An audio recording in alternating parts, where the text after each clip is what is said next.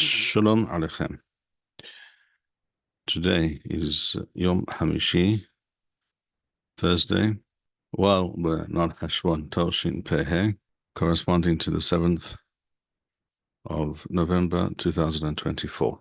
Hilchot Avoda Zarah v'Chokot HaGoyim, the Rambam, Perek Shemini, Perek Heth, halacha Yod Heth or Yod. Kesad Mevatala. So we are speaking here about Bitul Avoda Zarah. In the previous halachot,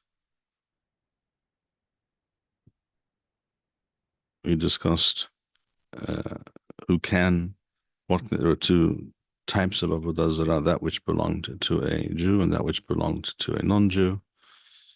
That which belonged to a Jew is more serious, more hamur, and cannot be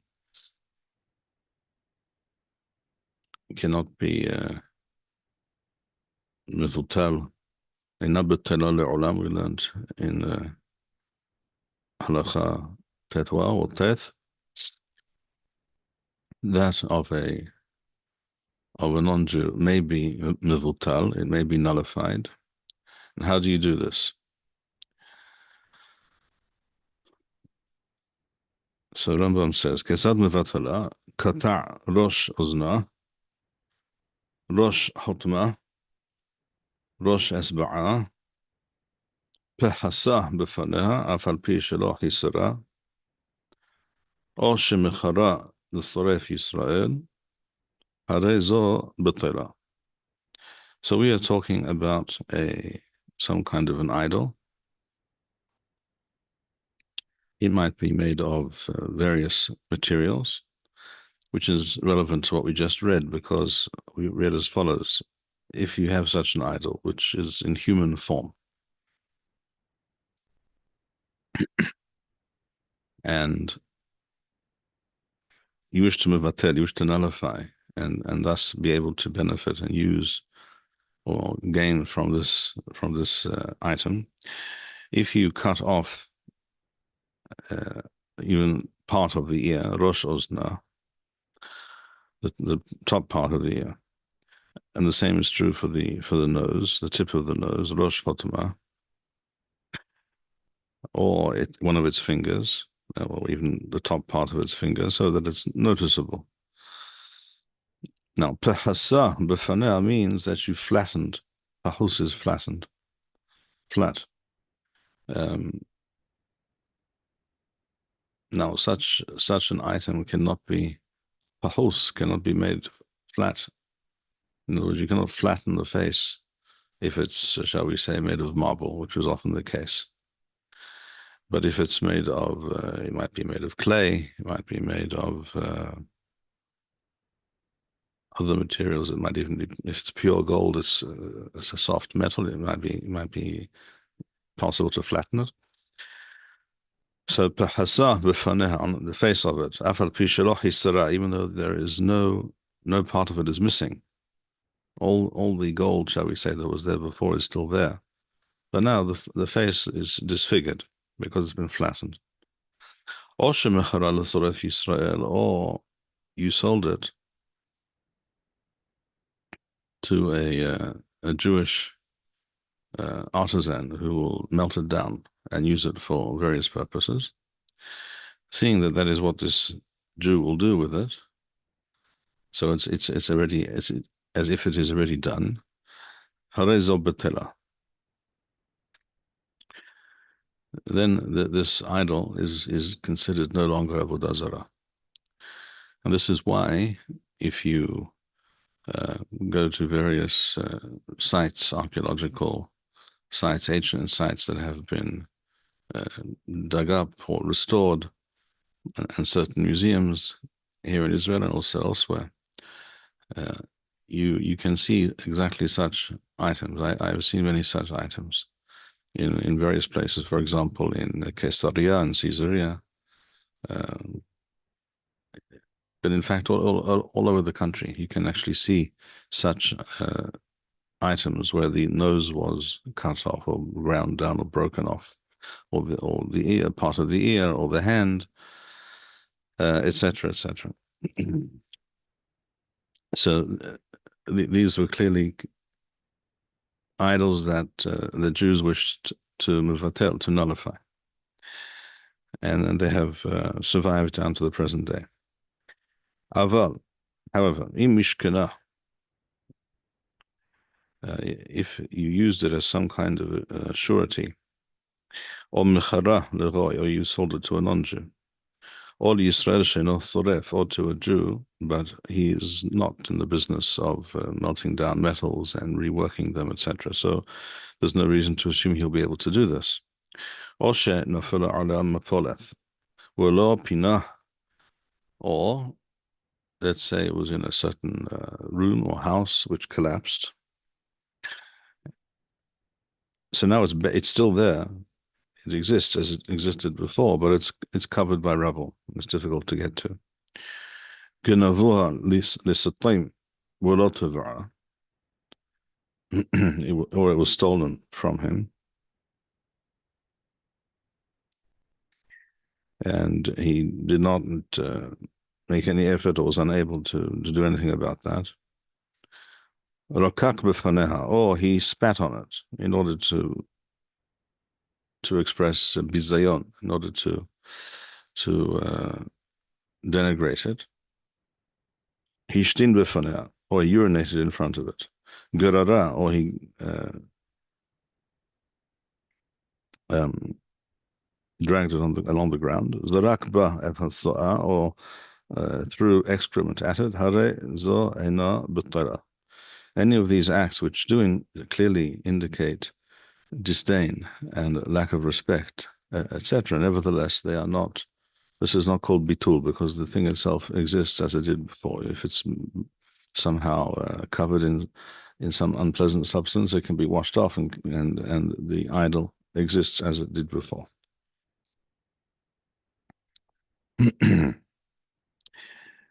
All right, halacha yotef. I should be sharing the screen with you. All right, halacha yotef avoda zarah, which is also halacha yodalef. Avoda zarah she'enihua overdeha. May seem strange, but some things in this area were a matter of fashion. So at one point, a certain kind of idol and a certain god was worshipped, and another time it fell out of favor. And the goyim who used to worship this idol, in other words, they have put it aside. It may exist, but they don't worship it any longer. Rambam says, "B'sha'ath shalom."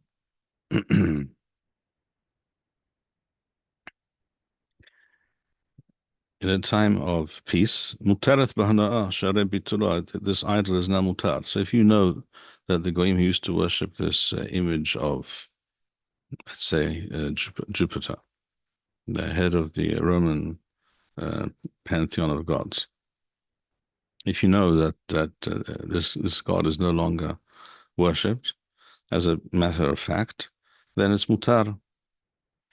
B'shat shalom refers to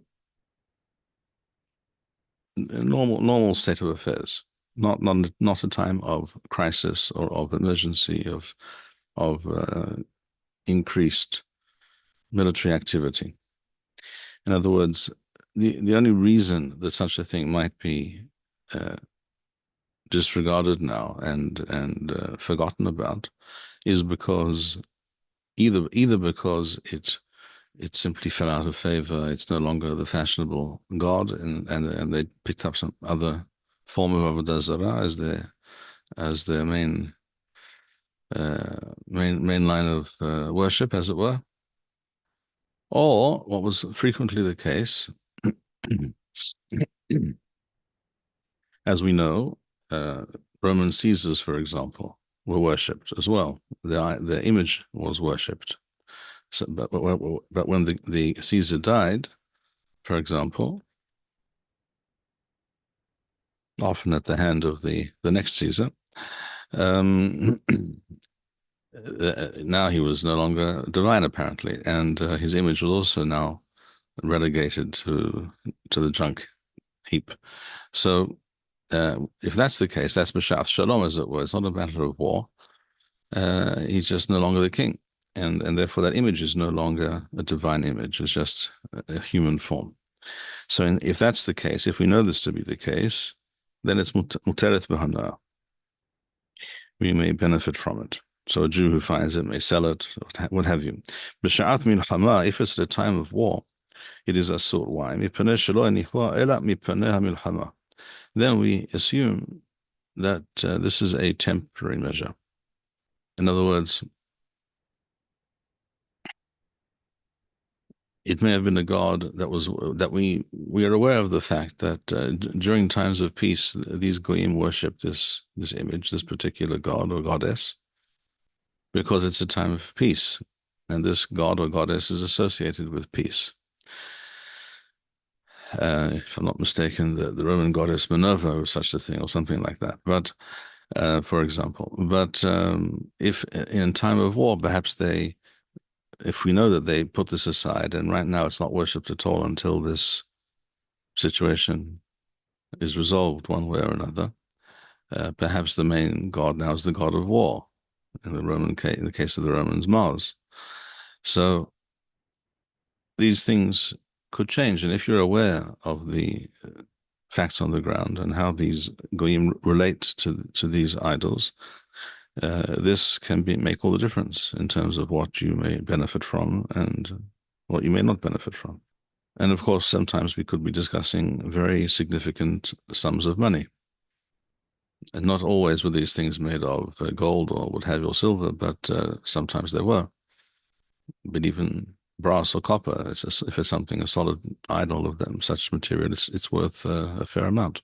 What about if Avoda Zarah shenishbara me'aleha, an idol that was that broke somehow, it fell over, and therefore parts of it broke off, because again, very often, as we know from many of the archaeological finds, etc., we're talking about things made of stone, often marble, which also is very expensive. Very often marble imported, if we're talking about Eretz Yisrael, imported from Italy and Greece. And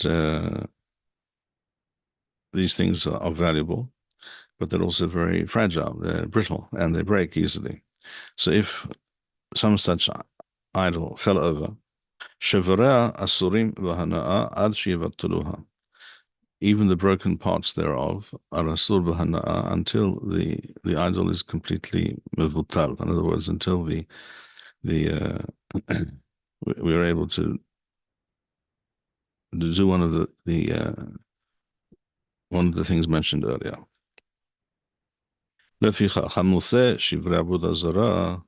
And therefore, if a person finds pieces of a broken idol, we assume that it is asur, shema lo bittaluha hagoyim, lest it not have been mevutal by the goyim. Ve'im hayetha sheliferakim v'hadiyot yachol hazira. Now, if it's made, this idol is constructed in such a way that it is readily assembled and disassembled, because it is made of interlocking or fitting pieces that can be joined together. And this is not the kind of this is not a work or action for which you need an expert, some great artisan. So each part has to be mevutal, has to be nullified individually. On the other hand, if it cannot be reassembled by an average person, if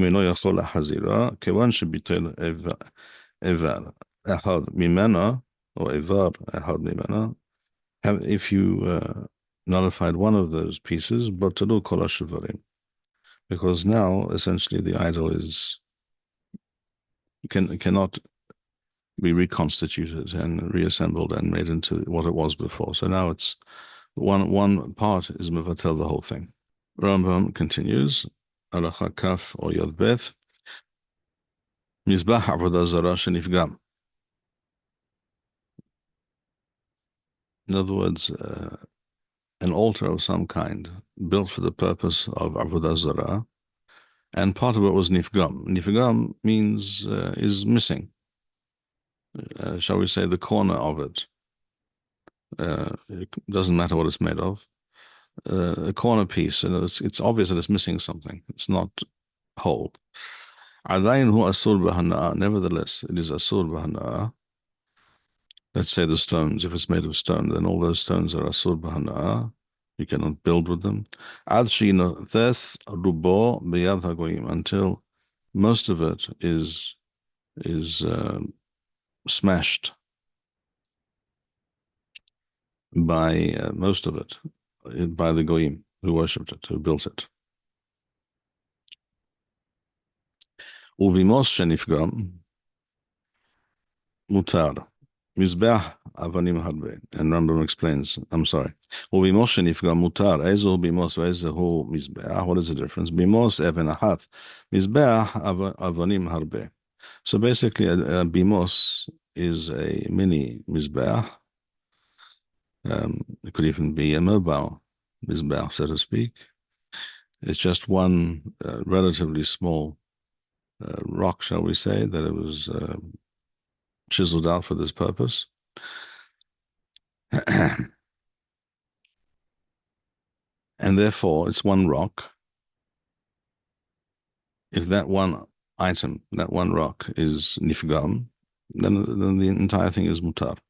It is just now a rock. It's no longer, it has no, the name, the shem, the concept of mizbeach has been removed from it because it's just another stone which happens to have the corner knocked off. A mizbeach is something which is constructed with many stones, and therefore most of it has to be smashed or taken apart. This,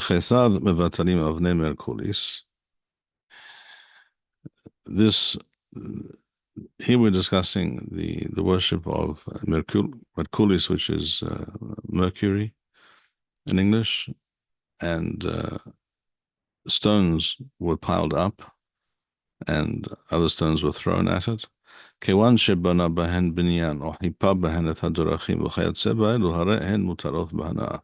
So these are not, it's not a construction, it's just a pile of rocks that is one placed on top of the other.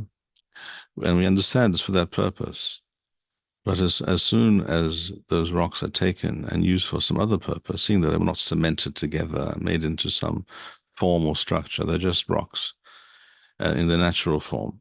And now they're being used for building or as it says here, as flagstones to pave the road or something like that. So we're talking about stones in their natural form. Then they become immediately mutar. In other words, you do not have to destroy them, you just have to reassign them for another purpose. And this leaves us with the Asherah. The Asherah, as we learned before, is a tree that is worshipped, or a tree under which Avodah Zarah was usually performed and was intimately connected with this Avodah Zarah. How do you mevatel an Asherah?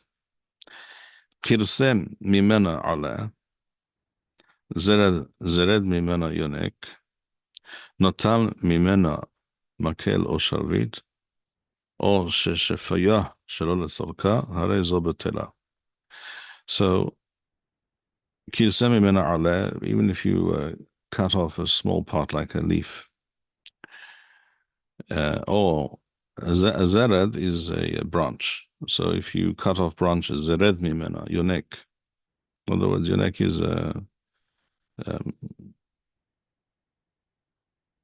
it's the part of the branch which is now flowering or growing, at the end of it, Natal mimena makel or shalvit, or you cut off part of it to be used as a makel, some kind of a, shall we say, a walking stick, or sharvit, or some kind of a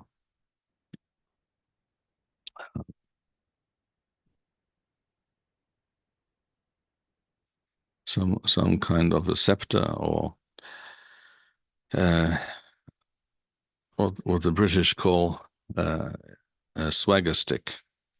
What generals and field marshals like to have tucked under their arms. You may be familiar with what I'm referring to. That's called a swagger stick. At least that's the British term. I've no idea what the Americans call such things. If they in fact use such things, I do not know. But that's a sharvit for our purposes. So if any of these actions were performed on this tree, the tree remains asur, but all these parts that were, as we said, reassigned. It was clearly a person who makes himself some kind of a walking stick from part of the tree did not intend that this walking stick now be connected to Avoda Zarah. It's just serving some purpose. So the shefayah are those things that were removed from it. And the sawdust, which resulted from things being sawed off, here, so eat the tree is a surah, and the shfaya mutarim, but the sawdust is mutar. We'im hayatashar Yisrael. Ben lesorka, ben he, or ben shfaya, asurim le'olam. If we're talking about a tree, an asherah, that was established for this purpose by a Jew, whether for whatever reason any of these actions are being done, the items, the sticks, the branches, the sawdust, asurim le'olam. All of them are asur for all time. Sha'buda Zarah shel Yisrael en la bitul le'olam, as we learned earlier in this parak. Very well. We can now continue. Parak Teth.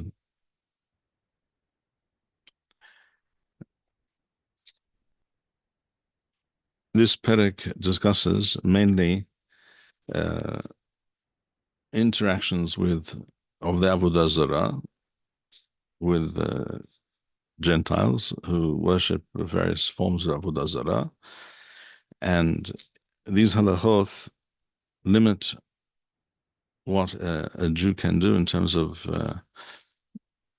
economic or mercantile activities with such people on certain days of the year, or certain days juxtaposed to certain days. In other words, days leading up to a certain day, or just after a certain day, for the reasons that we will now see. Shalosha yomim nifnei edehem shel hagoyim. This, of course, is the first Mishneh, Masechet Avodah Zarah. Asur likach mehem ulimkor lahem davar mitkayim. In other words, we're not talking, first of all, about the day of their festive day. That we're talking about the 3 days leading up to that day. We are not allowed likah. The word likah means to buy. Right? In Hebrew, a lakoah is a customer. So the lokeah, the lokeah is he who buys, and the person who sells is the mocher. So a Jew is not allowed to purchase davar mitkayim, any long-lasting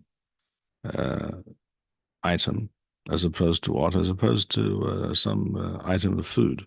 Let's say a non-Jew who worships Avodah Zarah is selling cucumbers in the shuk, and you want to buy a few cucumbers for your salad this evening. Well, you're not going to hold on to that for very long. It won't remain fresh for very long, so it's going to be consumed immediately. So that's davar she'eno mitkayim.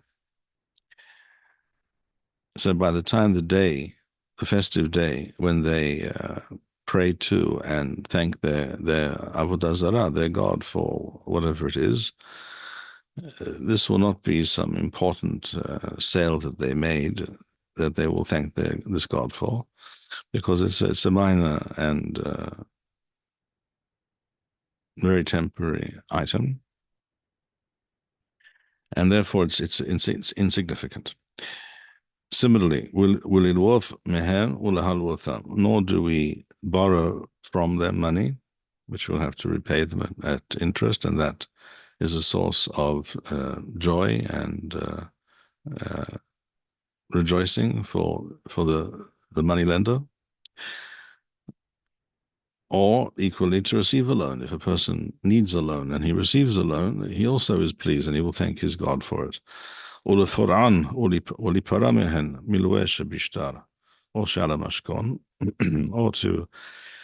to repay such a debt to such a person. But a debt alone,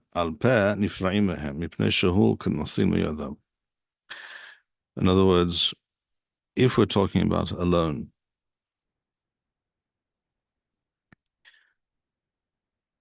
where the Jew is the moneylender and the non-Jew is the borrower, and this loan was duly noted in legal fashion on a legal document that's known as a shatar, or there's a mashkon, there's some kind of deposit involved, so it's a more official kind of loan, and it can also therefore be proved in court more easily. If you wish to be repaid, and if this person refuses to repay the loan, you have a shtar. You can go to court with this document and prove that he owes you the money. Aval milwa al peh, but if it was done in a less formal fashion, so it was done orally, the agreement was just the exchange of words or a handshake, and there's no proof, therefore, in a court that there was ever a loan in the first place. You may accept payment during this period, these 3 days, from the non-Jew, and may receive payment. It's true, he may be pleased that he finally rid himself of this loan, and he may thank his Avoda Zarah for it, perhaps. But on the other hand, because you have very little leverage over this person, and you cannot really prove very much about the existence of such a loan in the first place, you are you are saving something which may easily be lost. In other words, the sum of money may be lost for all time. Today he's willing to pay. Tomorrow he might not be. He may have a change of heart for whatever reason and say, well, you can't prove I borrowed any money anyhow, so I'm not repaying you. But in that case, it's mutar.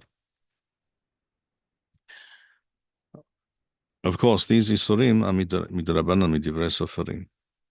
So we are mekel because of this shikul, because of this consideration of being masil miyadam. Umutar limkol lahem davar she'eno mitkayim. And you are allowed during this period to sell. A Jew may sell to such a non-Jew who is soon going to be celebrating one of his festive days, which always involves Avoda Zarah in some fashion. You may sell to them things she'eno mitkayim, kiron, such as yirakot with Shilo, al yom edam. In other words, you may, if you have a store and you sell such items, you may sell it to any person who enters, Jew or non-Jew, Avoda Zarah or otherwise, ad yom edam, up until the day of their worship or of their celebration. The word ed, of course, means the opposite. It means disaster. And we refer to their festive days as Yom Edehem, the day of their disaster, for obvious reasons. Where and when is this the case? This halacha was stated for Be'eretz Yisrael, because in Eretz Yisrael there were many non-Jews of all kinds in different periods, and the Jews had to be instructed how to navigate this reality.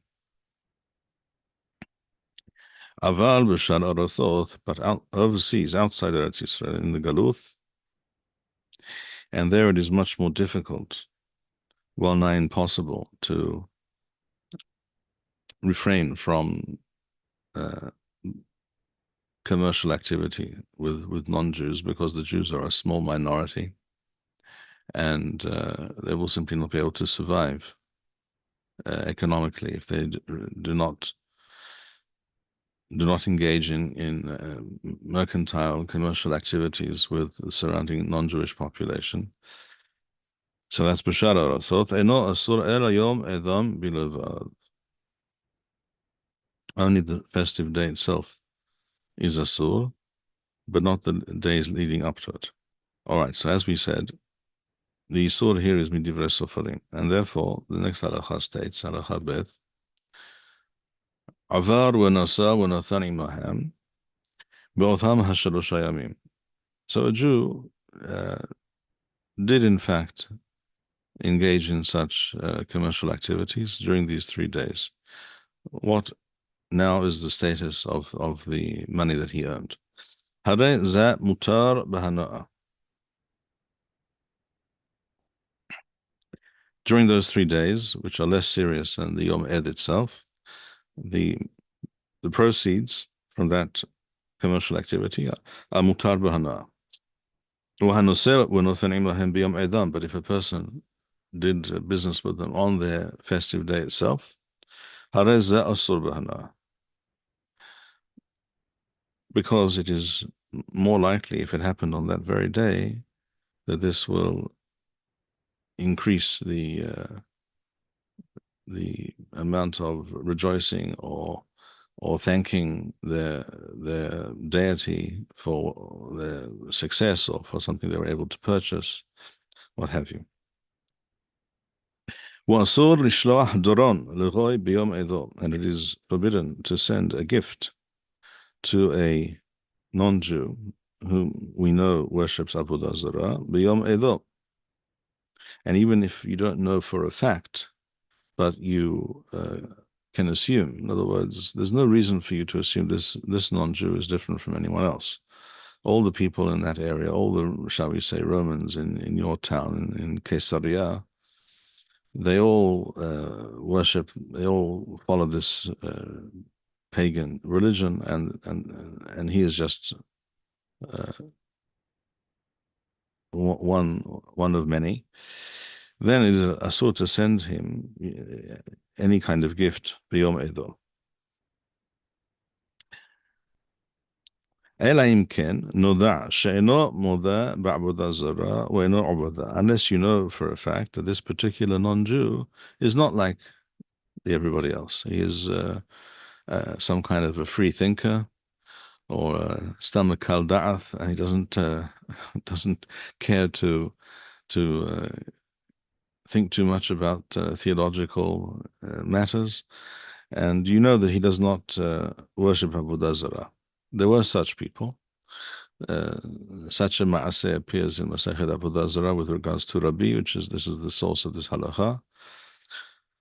Where Rabbi Yehuda Nasi, Rabbeinu HaKadosh, sent a gift to a non-Jew who, and he was asked, "How did you do this?" And he said, "Because I know that he doesn't take any of these things seriously." In the reverse also, if a gift is sent to a Jew on that day, lo yekabbeleno mimenu, he should somehow refrain from accepting it.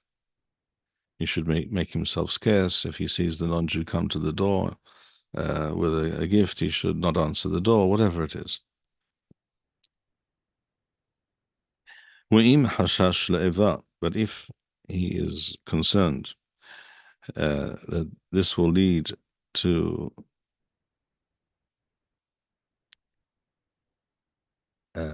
enmity and quite possibly violence being perpetrated against himself or other Jews for this reason, because they will be seen as an affront. Kol othan hayamim, I'm sorry, notalo b'fano, he should take it from him. So im hashash le'eva, if there is a hashash for eva, and usually eva means not just that he will be less well disposed towards you, but there's a real hashash of shefichut damim. Notalo b'fano, he should receive it from him, ve'eno nehene bo, but not benefit from it, because this act and this item in the mind, according to the intention of the Gentile in question, is intimately bound up with the Avoda Zarah, with the supposed holiness of that day. Or until you, again, in this particular case, this particular Gentile, does not take these things seriously. So today, this could be compared to many, many Gentiles in the Western world with regards to, shall we say, Christmas.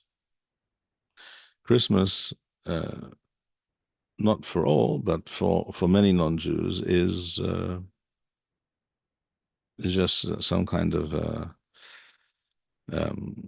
folklore, festive time. They don't really associate it with any religious belief. They don't take or the religious aspect of it is not considered by them to be something of significance or meaning. So if a non-Jew were to give his Jewish neighbor something for Christmas, in many cases today you could accept it, because it's just an act of it's just one neighbor giving something to another neighbor. It's just an act of friendship. It's not at all associated with anything to do with Avodah Zarah in any meaningful way. If, on the other hand, you know that this person takes Christmas very seriously, then it might be different. I say might because I'm not sure that there is any religious significance to giving a gift, shall we say, at Christmas time, in Christian terms. It may be something that is done for friends, family, children, what have you, but it has no significance, no religious or spiritual aspect to it. It's just a way of celebrating the day, or finding a kind of excuse to give a gift to a friend or something like that. But I may not be 100% correct about this. It may be that it's viewed in some way also as an act, a religious act. I'm not 100% sure about that. Harav, Yes. would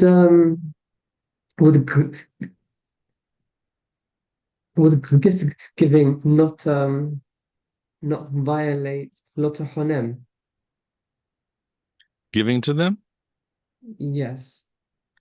Well, yes, absolutely it would, unless you know that, as we said, until you know,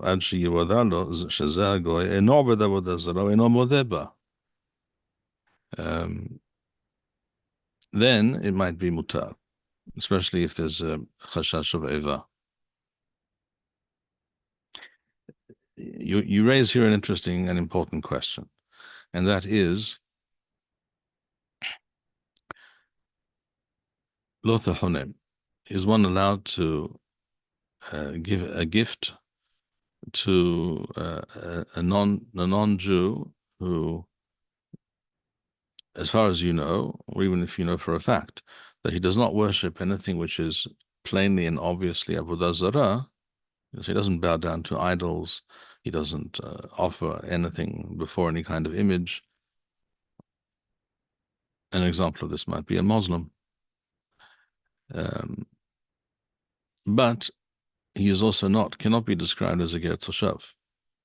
Well, at least I do not think so. Some people might think otherwise. Some people do in fact think otherwise, but they are mistaken. And this is based entirely on censorship, by the way. I think this is mentioned later. We can discuss it in greater detail, but this is based on censorship of the original Sugyot and the Sfarim, the Torah, and the Rambam and the Shulchan Aruch, etc. All these books in the old versions, at least the common editions that were available till relatively recent times, were heavily censored, and the Mefarshim on those particular halachot, as we know today. We know this today because we have the original versions, which were uncensored versions of those texts. And there you see that, for instance, the Bach writes explicitly that it's even unless you know that the goy has the status of a ger toshav, lot the honem still exists, and the Bach writes this explicitly, but that whole section of the Bach was removed, and therefore some poskim were misled to think that this is not the case. The Chazon Ish Zatzal understood this, not because of uncensored texts that he had before him, which he did not, but because of the inner logic of the sugyot involved. He understood this was not the case, and he was entirely correct.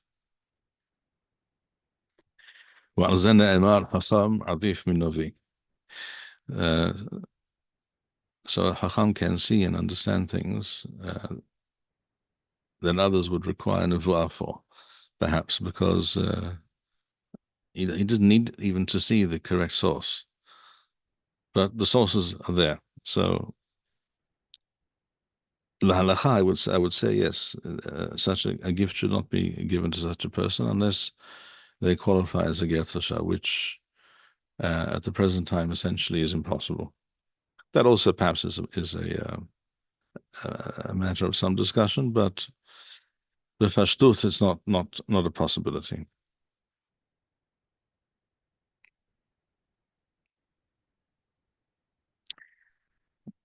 There is also the fact that, in my view, Islam is a form of Avoda Zarah, not in the sense that they bow down to idols and images, but in the sense that it is a false Torah, a false teaching, which undermines and negates Torah Yisrael. This too, the Chazon Ish writes, but there are in fact many sources. There are many sources which discuss this, and from which one can understand that Islam is to be considered Avodah Zarah in the broader sense. In other words, Avodah, which is Zarah, which is foreign and incorrect and impermissible. A certain Rav some time ago sent me an article that he wrote on this subject, where he brings many sources to this effect. At any rate, we shall continue for now. Haya edam halacha gimel. Haya edam shelo thama goyim yomim rabim. Now, sometimes these festive periods are not just one day, Yom Edam, but Yemei Edam. In other words, there may be 3 or 4, even 10 days in a row. Kol otam hayamim kiyom echadhem. All of those days are considered like one long day. V'chulam asurim im shalosha yamim shelifnehem. And so you have, let's say, a week of celebration, of merrymaking and what have you. So the 3 days before that week, which are considered one day, it is a sort to do those things I mentioned earlier.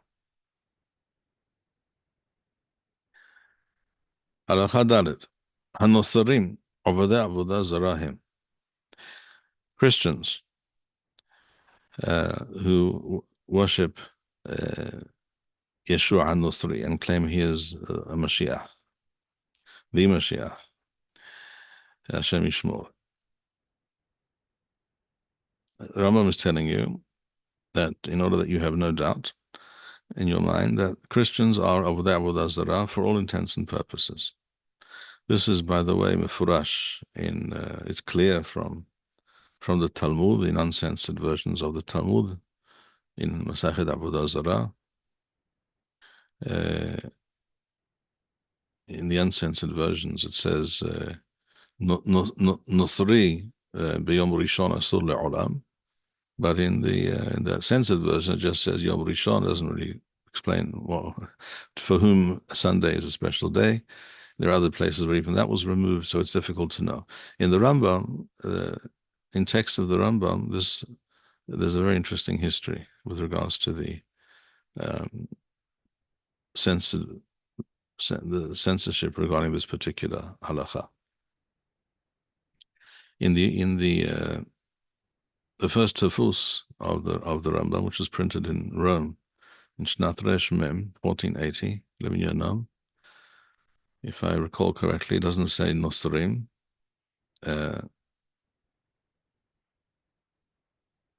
Either there's just a blank space, the word is just not there, or it says Edomim. Now that's because Edom was associated with Rome and Christianity, so you found there were tfusim where it. So I think the first tfus simply removed the first word altogether, just blank, and in later tfusim the word Edomim crept in. And in later tefusim, hirdidu la'asof, and you can find in Tfus Vilna, for example, perhaps I can call it up here. Let me just see if I can find that censored version here. Just a moment.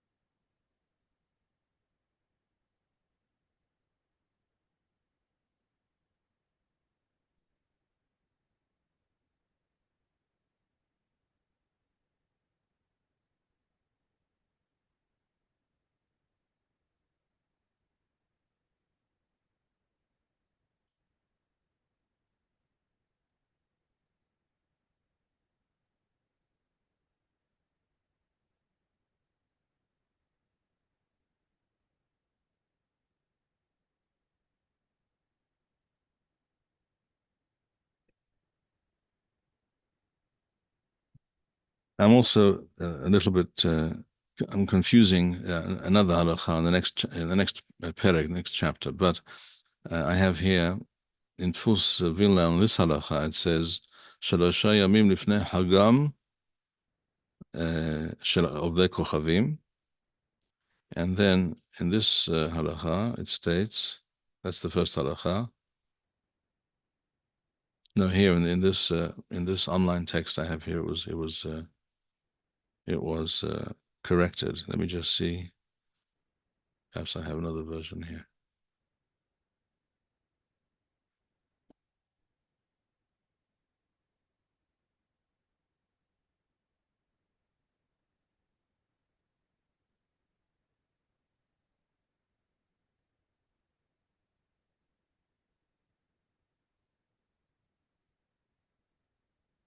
All right, I'm going to share this screen with you. This is Tefus Vilna, as far as I know. I'm quite certain, in fact. This is from a particular Torah program. It has in which they bring both the Tefus Vilna version of the Rambam and a version based on Kitviyat Teman. So if you choose the regular version, as it were, the first halacha, if you can see here, it says Shelosha Yamim Lifnei Hagam Shel Ovdei Kochavim Asur Likach Mehem Ulimkol Mehem, etc. As we learned. So it's talking about Ovdei Kochavim, star worshippers, planet worshippers, etc. Which it's true that most, if not all, basically, Gentiles in ancient times worshipped deities that were associated with planets and stars and what have you.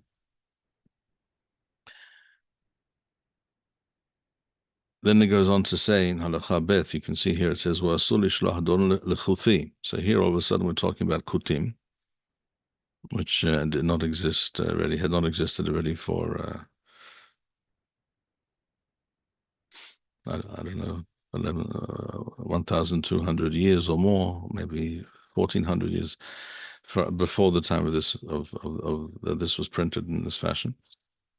And then in halacha gimel it says, Haya edan shelotham akum. Okay, akum is of the kochavim umazalot. So we already have three terms here. And in this halacha now, you can see higdilu la'asot kana'anim of the Avoda Zarahim. So now we're talking about kana'anim.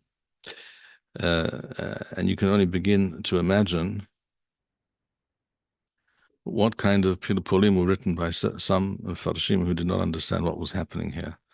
That this is all a matter of censorship, and therefore, and that how this halacha should be read, how it should read.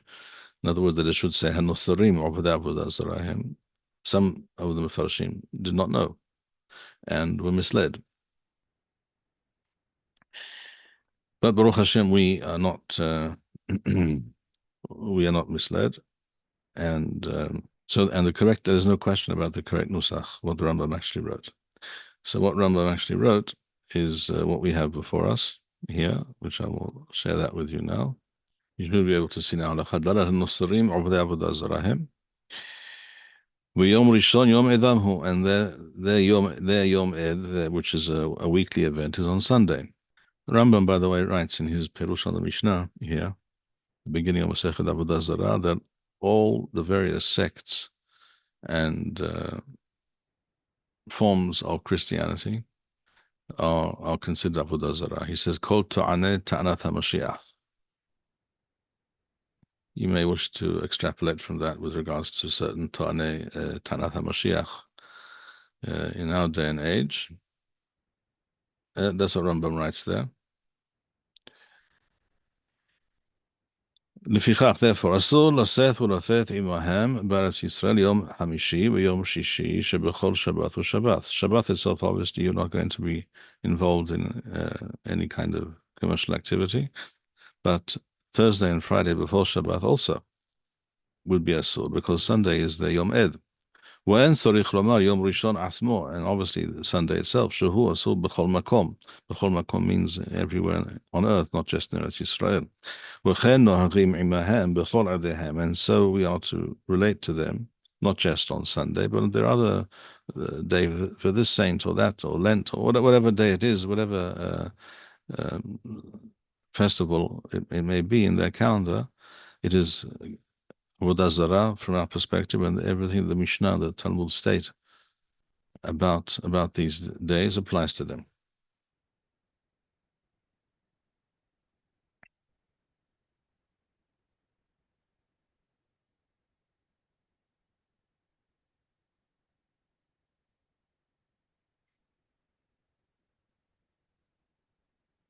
Now, this, of course, was a very onerous and very real problem for Jews living in Chutz La'aretz as a small minority amongst the Christian majority, which was not the case necessarily in Eretz Yisrael at any time, or certainly not at all times, and in all places. There were cities like Caesarea and others where the non-Jews were a majority. Usually these were on the cities on the coast. And in other parts of the country, the Jews were a majority. But in Chutz La'aretz, the Jews were clearly always a minority. And not to engage in commercial activities with the surrounding populace 3 days of every week. That is to say, Thursday, Friday, and Sunday, was a very, very, very great burden, financial, economic burden, financial problem for the Jews, and this is why the Tosafot basically me'ones, midohak, that is the true answer. Some other suggestions were made why it's mutar to do business with them, but the truth is all those terusim are not real, not factual, but they were all stated as the Tosafot themselves mention in one of the terusim. That is because we are anusim, we have no choice. If we do not do business with them, we will simply not survive. So this is an example of a halacha that was stated for a certain time and place, that is to say, for Eretz Yisrael, as we saw, and as the halacha itself makes this distinction between Eretz Yisrael and Chutz La'aretz. This halacha was about shalosha yamim lifnei Avoda. So not to do business with them in Eretz Yisrael for a number of days was also a hardship, but there were other people that you could do business with. That was the expectation. In Chutz La'aretz, this became extremely difficult, essentially impossible to live by.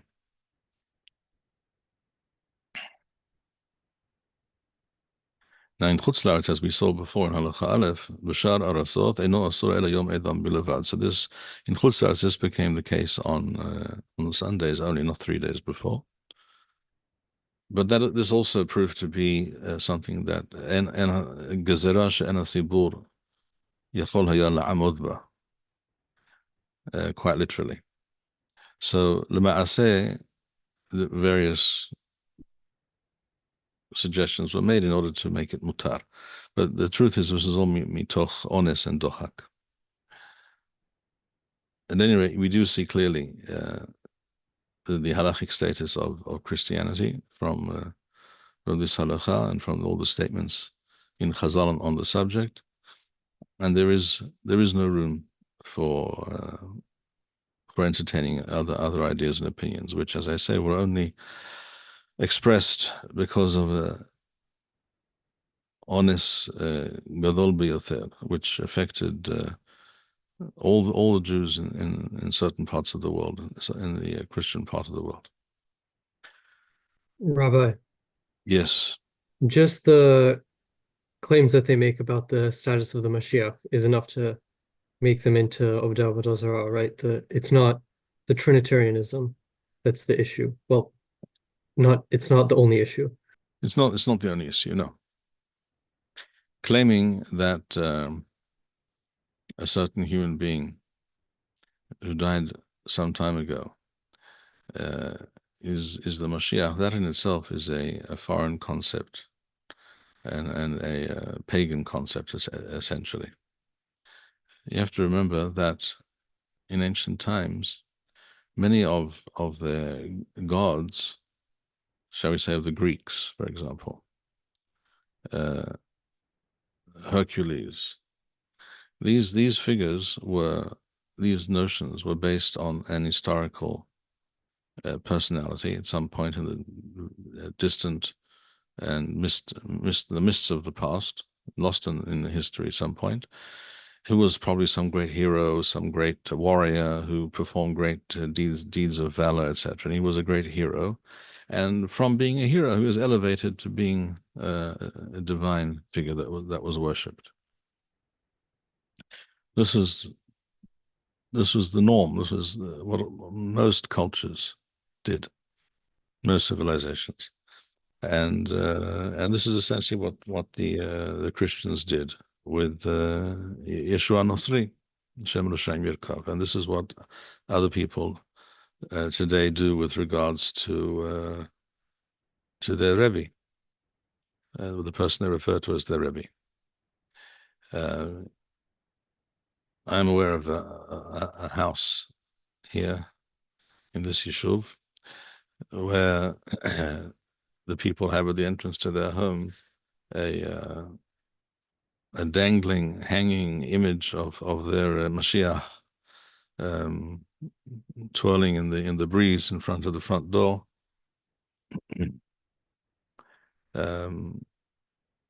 Very similar to what you can see in many parts of the world to this day.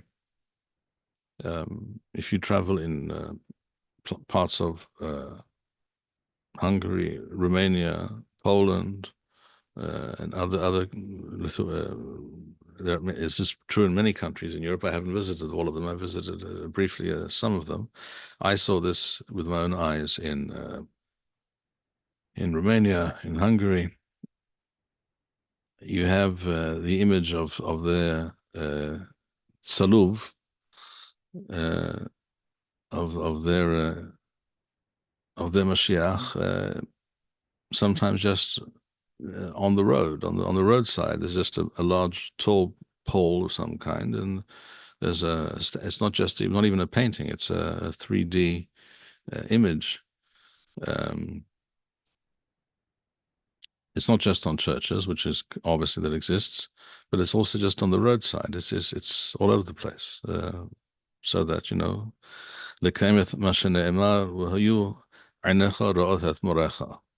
so this is how it's done, and some people today do the same with their Mashiach. And if someone can explain the difference between these two types of behavior, I'm happy to hear about it, but I cannot really see the difference. All right, we shall stop here for today. Heyu beruchim, hizku v'yames levavchem, kol ha'me'ahalim l'Adonai. Shalom, v'nisachon.